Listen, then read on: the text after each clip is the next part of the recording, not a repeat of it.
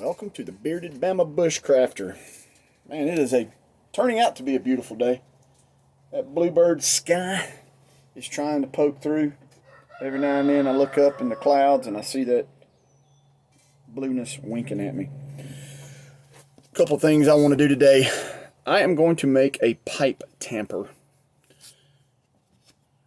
You know, just your average pipes. Got these up here to use so I can make sure that I'm going to get the tamping part. I'll be using antler.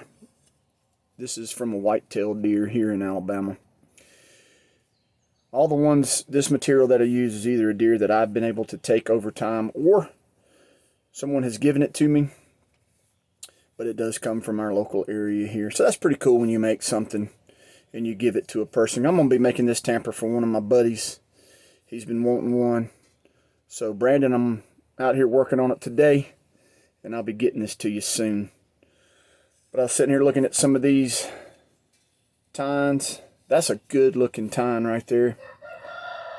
And we'll make a nice tamper.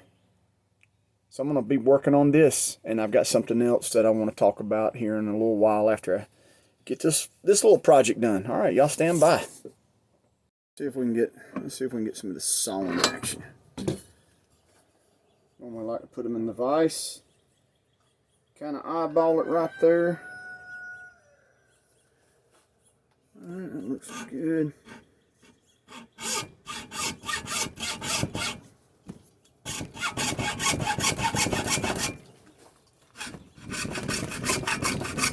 Makes the whole table vibrate here. There we go. Boom.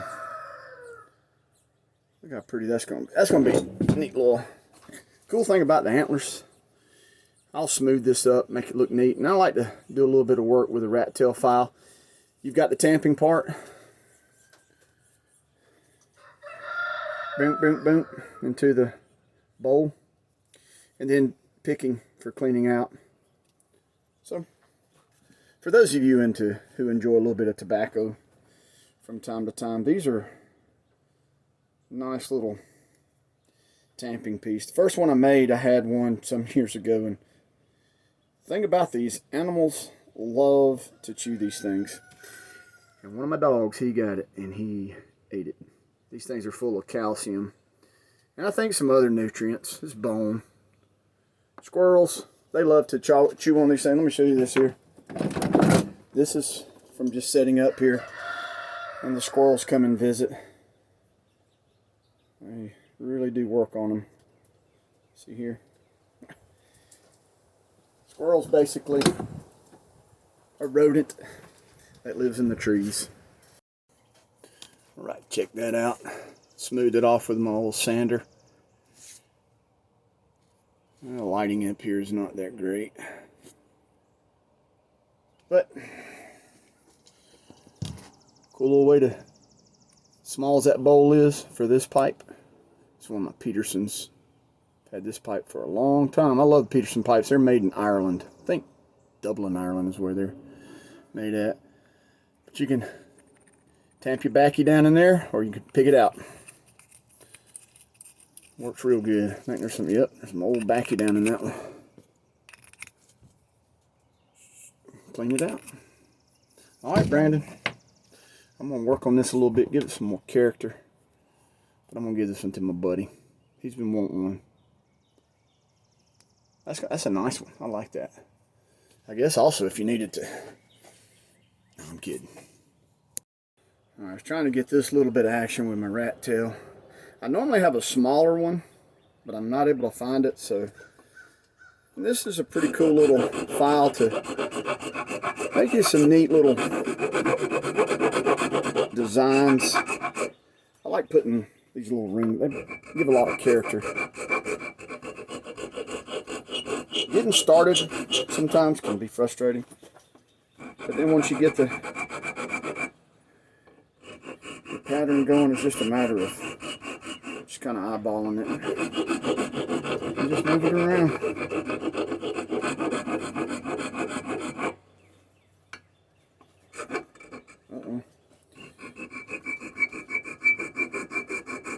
But it really Adds character, like I said,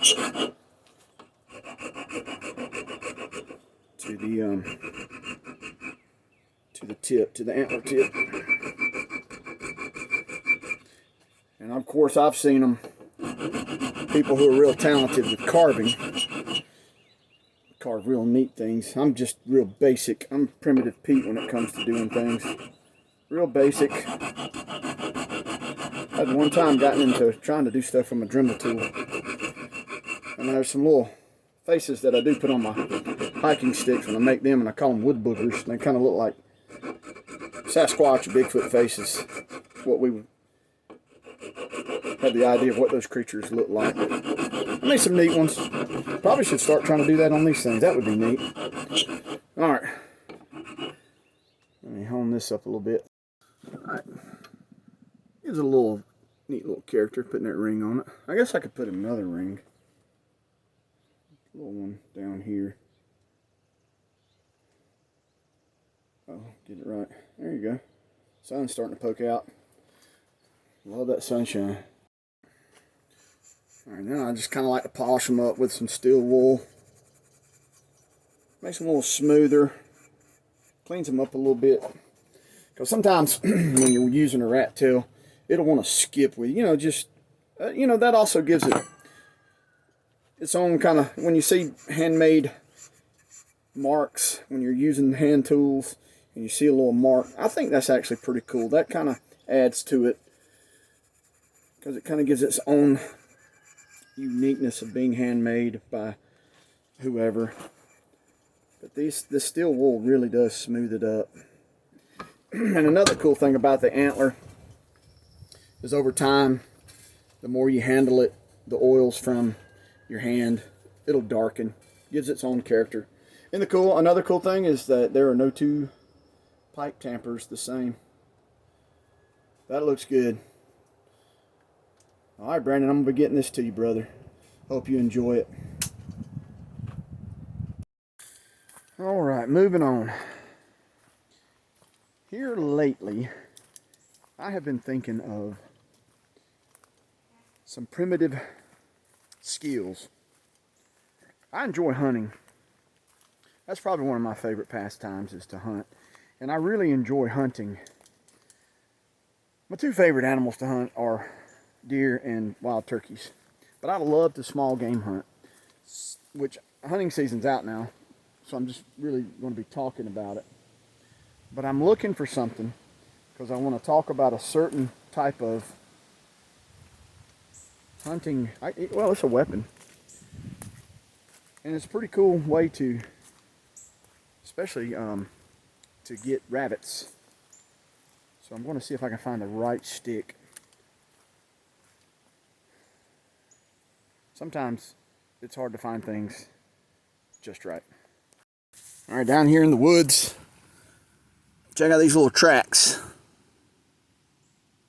I am wondering if that's not a mink.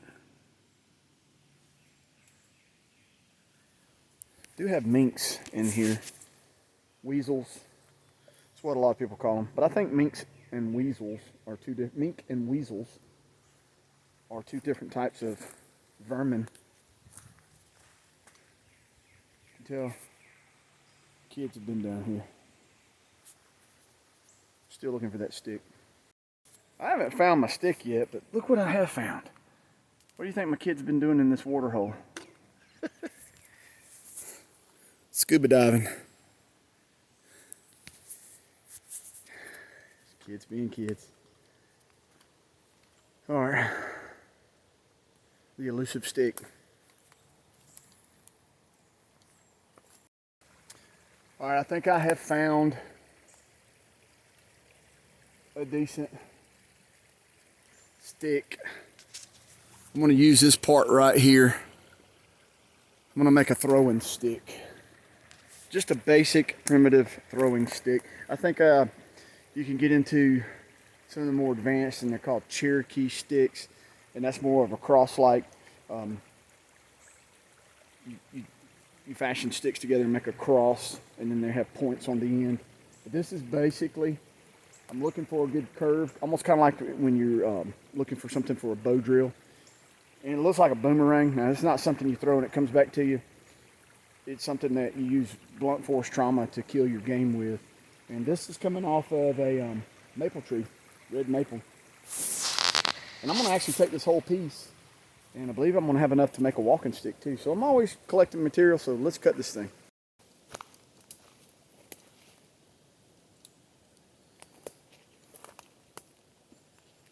Boom, boom, boom, boom, boom. These stickers are terrible on your hands.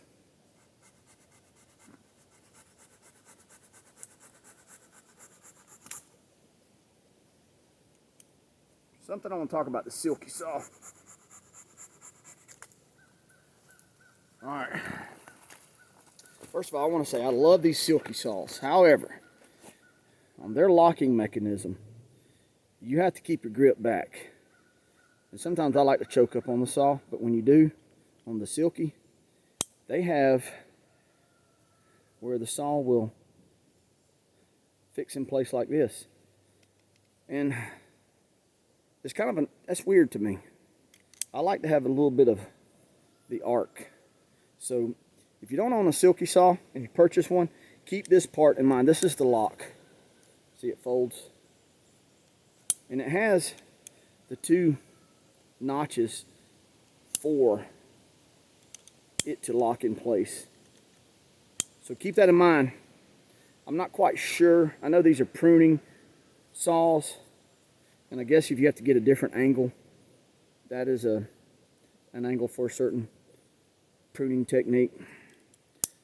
But other than that, I love this saw. See how fast work it made on this, cutting this maple. All right. All right, cool. While I'm hauling this material out to an area where I can process it better and hopefully don't bust my butt in this creek, I am going on an adventure this weekend. I want to be going down to a place in Florida.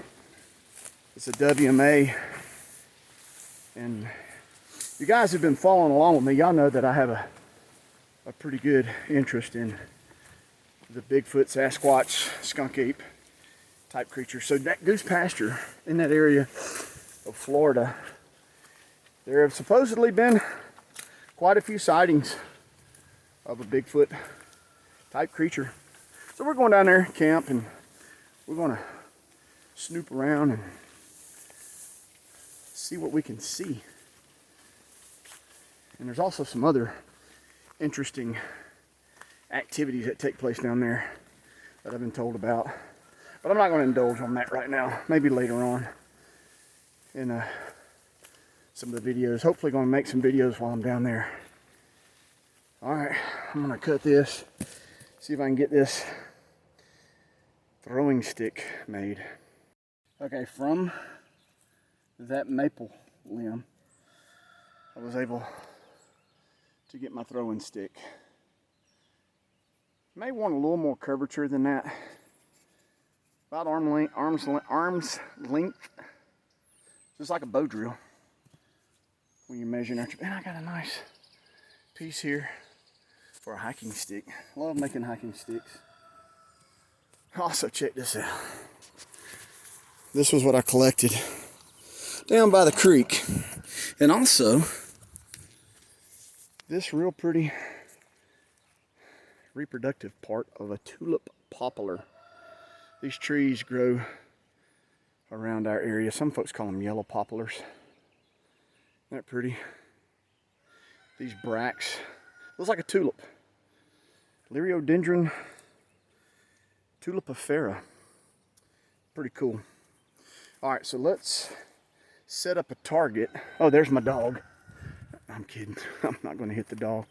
Maybe I can find a chicken. Oh, I see something. Alright, everybody. Let's see if I can do this on camera. I have got my rabbit in the shape of a dog toy sheep lamb. My throwing stick. And I like the maple. It's got good weight.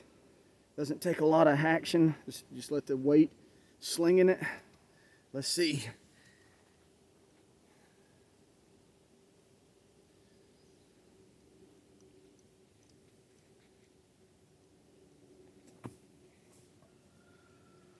Missed that one.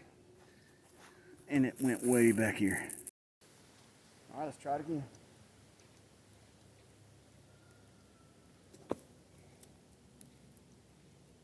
Nailed it. Okay, so we eat tonight. Be fun once rabbit season. All right, we're gonna eat. We're gonna eat some rabbit. The rabbits around here, the cottontails and the cane cutters. The cane cutters, real good sized rabbit. A lot of meat on those things. They're real thin skinned, easy to kill. I was probably 10 steps from this rabbit. I've gotten real close. Man, when I'm not armed, I can get almost like I can just touch them. But the cool thing about this, now I'm going to tell you, this is where rabbits like to hang out, in these blackberry thickets, muscadine. They get in here and they hang out, they browse, they nibble. So it would be tough. You'd really have to sling that in there. But just coming across them, this is going to break them. That's all you need to do. More than likely to kill them instantly. If it don't, it's going to break them up and you're going to be able to get over there and dispatch them. I've been thinking about this because sometimes you may be in a situation where you don't have a bow and arrow, but a bow and arrow you can make in the natural environment. The only thing that you cannot manufacture that I understand is something made of metal. Unless you're in that environment of where you can do some smelting, is that right? And some blacksmithing, but man, that would be such a setup. It's not going to happen. But you can make arrows, and if you're in an area where you have flint and obsidian, which we have flint and chert in some of the parts, especially when you get up North Alabama, you start finding it a lot. Obsidian, of course, from the Pacific Northwest. When we find it down here, that just shows that, at one time it was traded. I don't know of any volcanoes, and that's where you get obsidian from, is from a volcanic area. But just to get back on this, real easy weapon to make. Even if you have to defend yourself, you have a club here. So there's things to think about. Procuring food in the wild. Funny thing about survival situations, I have read in certain areas, like if you're in a survival situation where your life depends on it, you can kill animals out of season and you will not be held responsible. However, I'm not telling you to go do that. Just like me, you need to know the laws of the land. Here in Alabama, it is against the law to use snares. And I am not 100% sure on if I used a snare in a situation for my survival, would I face fines, once I was rescued or self-rescued. So those are things you need to be aware of. Honestly, if I were in a situation and I was starving, I would not really care about what the law said. I'm not trying to be a rebel there with saying that. Self-preservation is important. If you're with someone, keeping them alive is also important. So it's things to think about. And this was something I have been thinking about here, is making a throwing stick. This is a very basic one. I have seen these things people have made, and man, they are nice. A lot of them do look like boomerangs. I believe they're just heavier than a boomerang. I've never really seen a handmade boomerang. When I was younger, my brother had a boomerang that he bought, and we used to go to the football field because you have to have an area where you can throw that thing, and it never came back like you would see them in the movies. It would come and arc, and then you'd have to walk over and get it. But those weapons are very a boomerang I think originated in Australia with Aborigines, and it's a weapon used for hunting and whatnot. So later on in the season, I am definitely going to try and get some rabbits with this thing, and I'm going to be practicing with it. So guys, I hope y'all enjoy this video, and check out the beautiful bluebird sky that has popped up overhead. Skies are clearing up. We've had a lot of rain this past weekend. I hope when the summertime hits and my garden's going, I hope we get some of this rain because it's good. All right, guys. Really appreciate everyone who is following along. Hit that like button if you don't mind. Leave a comment. I really appreciate people's comments, and I do my best to respond. All right, everybody. Y'all have a good one. See you later.